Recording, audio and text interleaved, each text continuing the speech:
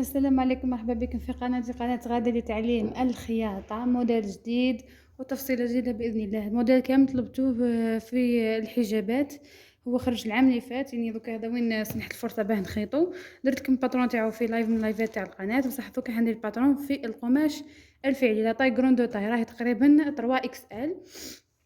عندنا في القماش قبل كل شيء، قبل بداية لا فيديو، نتمنى منكم فضلا وليس امرا تضغطوا زر الاعجاب وتخليو كومنتير باهي في صندوق الكومنتات. ديروا لنا ثاني زوروا لاباج تاعنا فيسبوك، فيها لي كوموند كامل. بغيتو دومونديو لي كوموند لي موديل لي شوا كامل، خشوا في رابط الصفحه، صفحتي كوتور غاده كباش، ولا صفحه الانستغرام غاده اوفيسيال 05. مرحبا بكم. دي كوموند تاعكم الا بغيتو تكومونديو قلنا مرحبا بكم، الا بغيتو تشوفوا لي موديل ثاني مرحبا بكم. ننتقلوا ديريكتومون على جزء التفصيل تاع الموديل هذا. عندنا شوفوا القماش عندنا تاع الكريب، هذا الكريب تاع الحجابات، ماشي هذاك اللي يجي طايح ويجي شويه خشين. شوف هكا ما يجيش هذاك اللي طايح بزاف. نسيت كيف اسمه. تقريبا فيه 3 مترات ونص، حنحتاجو 3.5 من القماش هذا. المراه راهي طويله تقريبا، الطول تاعها 1.75 الطول تاعها، واللاطاي تاعها تقريبا راهي 3 اكس ال. يعني 3 اكس ال يعني هو 3 اكس ال يعني الحجاب هي دوبل اكس ال، بصح لازم تلبس 3 اكس ال باه نكونوا واضحين. ندير لكم الباترون تاعو وكيف نفصلوه في 3 مترات الوحده طويله. يعني حندير الجهه تاع القصه تاع الفي من قدام برك، ومن الخلف حيجي سامبل خلاص. هذا مكان انتقلوا الى جزء التفصيل مباشره.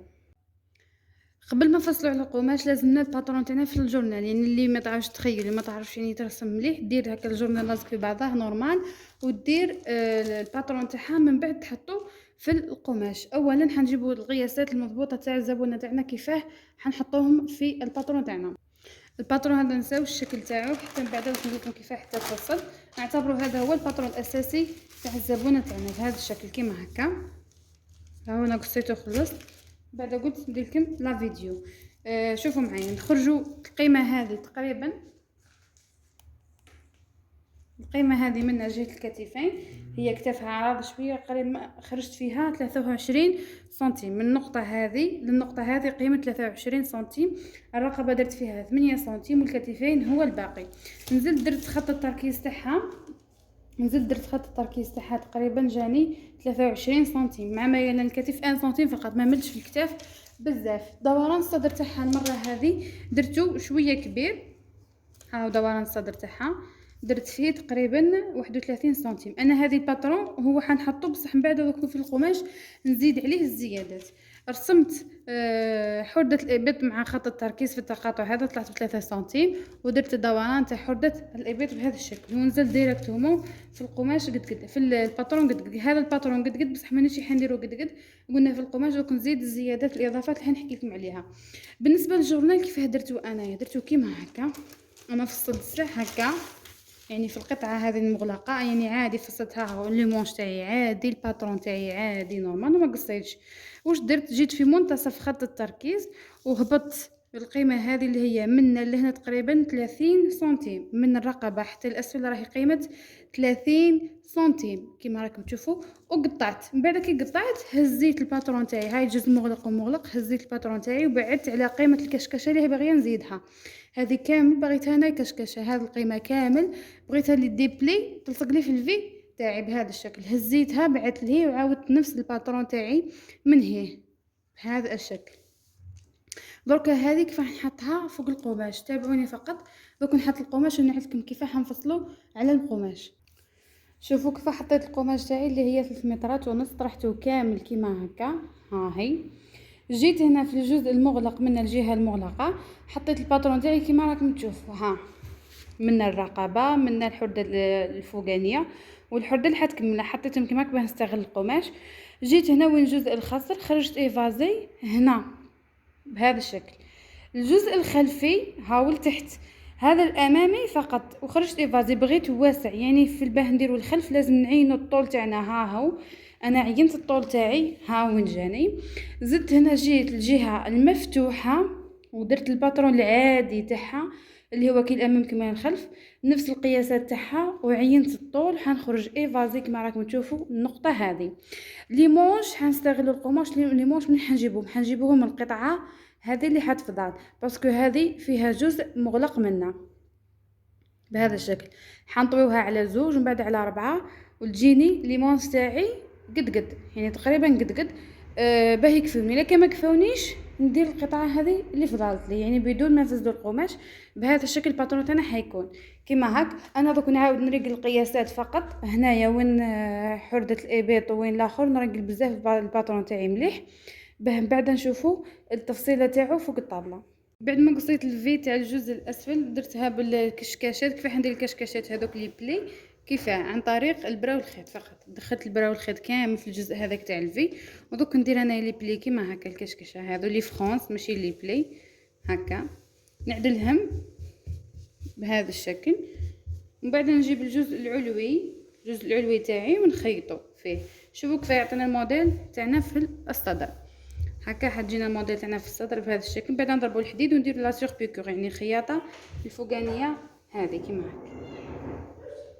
بالنسبه لي مونش تاعي واش ندير؟ حنروح نقيس حرده الابط تاعي. قلنا راهي لا طاي كروند طاي بزاف. هاي حرده الابط. نهز الشريط متري تاعي كيما هكا بهذا الشكل ونشوف الحرده قداه جاتني تقريبا 33 سنتيم، وانا بغيتها الدوبل تاع 33. واش معناتها الدوبل؟ حندير الكشكشه ساير داير في المونش تاعي الكشكشه. طويت القماش على 4، جيت هنا طويت القماش على 4، هاي الجهه المغلقه. حندير كيفاه؟ حنشوف 33 تاعي وين جاتني. انا جاتني كامل 33 بهذا الشكل. هاي 33 وين جات. انايا حنزيد فيها تقريبا كامل القماش، تقريبا 41. هذه كامل كشكشه، هذه كامل تروح لي في الكشكشه. هاي وين جاتني القيمه تاع دوبلي تاع 33. انا درت تقريبا 42 هذه. ندير خط قد هكا عليها بهذا الشكل، ونجي ندير ثاني خط قد من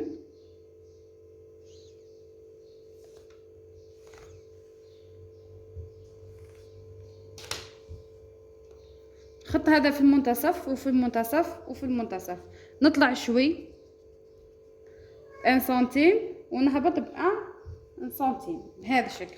نجي هنا حنعين الطول تاع المونش تاعي. الطول تاع المونش تاعي حنديرو طويل باسكو حتكون فيه زياده للتزيين بهذا الشكل. شوف هو المونش العادي راهو تقريبا 60 سنتيم، والمراه طويله المونش تاعها العادي راهو تقريبا 70 سنتيم، وانا حنزيد قداه 82 سنتيم.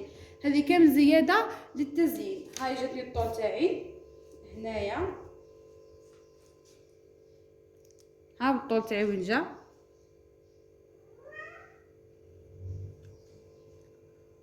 ندير العرض تاع المونش تاعي من تحت تقريبا 27 سنتيم، تقريبا 27 سنتيم، ونعين ونجي داخل بالميلان كيما نتبع نفس القماش بهذا الشكل. ها هو اللي رسمته هنا بالطباشير. هكا حيكون المونش تاعنا عريض ومليح وفضفاض. دوك نقصو نرجع لك بهذا الشكل. حيكون المونش تاعنا كيما راكم تشوفوا. ها هو تجي منا بالكشكاشات منا في المونش لا مونشور، ومنا ثاني حنديروا طريقه جديده للتزيين. حندير تاع اللاستيك تاع الكبه هنا يجي مشرشف وباهي. درت قطعه من لي شيت كيما هكا تقريبا عرضها 8 سنتيم. حنديرها شريط بي، يعني نحددها من الجهتين منا ومنا كيما هكا. ندير لها الحديد على واه باه نسجف بها الرقبه الاماميه والخلفيه. لا بغيت الخلفيه انا حنديرها لابي من الداخل نورمال، بصح الاماميه بغيتها تجي يعني منو فيها باه تبان مليحه. علاش معناتها نخدموا شريط بي كيما هكا. نجيب قطعه نحددها على كلا الجهتين بهذا الشكل. بعد نخيط جهه من الجهات ونقلبها وتجيني لا فينيسيون تاع الرقبه بهذا الشكل. نروحوا الى جزء الخياطه. قلنا درنا خيطنا الفي هذيك ودرنا حردة الابط وخيطنا لي مونش. دوكا حننتقلوا الرقبات، الرقبه الاماميه والخلفيه. بالنسبه للرقبه الخلفيه هاي كيف حنديروها. يعني سامبل ما تجيش يعني انا بزاف تاع الحجاب. نجي هنا النقطه هذه ندير قيمه 8 سنتيم مع السجاوه تقولي لي 9 سنتيم، ونهبط بقيمه 6 سنتيم، وندير قوس بهذا الشكل. هذه الرقبة الخلفية. الرقبة الأمامية ثاني كيف كيف دائرية بصح عميقة شوية.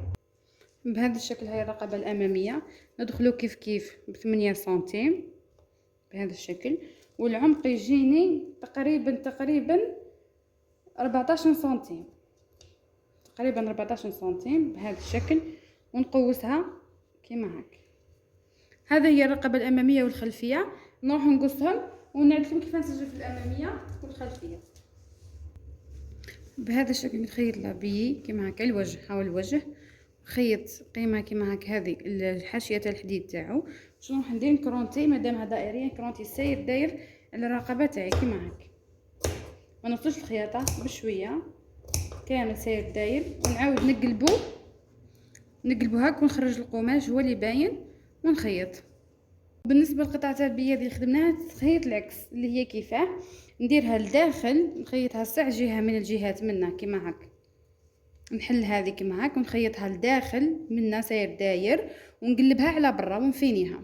نقدر كيف تجي نضيفها بالبي كي نديرو لها البي. هذه الرقبه الخلفيه، شوف بهذا الشكل. نديت عمرنا نخدم بالطريقه هذه. وشوفوا الرقبه الاماميه ما بغيتش ندير لها البي هذاك، ما عجبنيش درتو نحيتو. شوفوا كيف تجي مدوره على الشعره ها بالبي، شوف، وتجي نظيفه او ميم بعد لازم تكون نظيفه ومريقله كيما هكا. نروح انا نلصق الكتفين في بعضهم باه ندير لي مونش. شوفوا لي مونش بعد ما درت لهم الكفه من الاسفل بهذا الشكل. واش نروح ندير؟ نطلع تقريبا قيمه 5 سنتيم. ندير بقلم رصاص باك ما يطراسيليش بزاف، ندير انا بالطباشير باه يبان لكم احسن. هنا نجي على الكفه واش ندير؟ نطلع بقيمه هكاك تقريبا 8 سنتيم، تقريبا بالتقريب فقط. ها هي 8 سنتيم، ونمشي فيها كامل 8 سنتيم هذه، ها بالتقريب كيما هكا. واش نجي ندير في الخط تاع 8 سنتيم هذا، نبدا خياطه تاع لاستيك تاعي، لاستيك تاع الكبه. دوك ندير ما بين كل طريق وطريق، ما بين كل طريق وطريق 2 سنتيم بهذا الشكل. يعني الخط الاول تاع لاستيك 2 سنتيم، الخط الثاني 2 سنتيم، الخط الثالث 2 سنتيم، والخط الرابع حنديرو فيها ربع خطوط بهذا الشكل. هذا 2 سنتيم 2 سنتيم، يعني ربع طرق ولا 5 طرق. يعني بغيتو تزيدوا زيدوا على راحكم. انا دوك ندير 4 ونشوف اسكو نزيد ولا ما نزيدش، ونكمل الخطوط هذو كامل في الطريق تاع المونش تاعي. ها من الخطوط اللي ها ما بيناتهم 2 سنتيم، ونكمل كامل على المونش الاسفل تاعي بهذا الشكل منا طريق كامله هكا. ونروح نعلمكم كيف نخيط بالكبه تاع لاستيك. شوفوا المونش هنا كي خيطنا بلاستيك الطرق هذوك كيف خيطناهم. الخيط يجي من الفوق وفي الكانات من هنا تعمرهم بلاستيك تاع الكبه كيما هكا، ويجي مشرشف كيما راكم تشوفوا. شوفوا كيما داير، مازال غير نخيطو هكا لكم عادي، ويجي راه عريض كيما قبيله درناه، يجي كيما هكا تلبسوه يتشرك شويه. وبهذا نكون انهينا الموديل تاعنا تاع نهار اليوم. نتمنى يكون يعجبكم، ونتمنى تستفدتوا منه المعلومات كامل ان شاء الله. وشكرا على المشاهده، والى اللقاء في فيديو قادم ان شاء الله.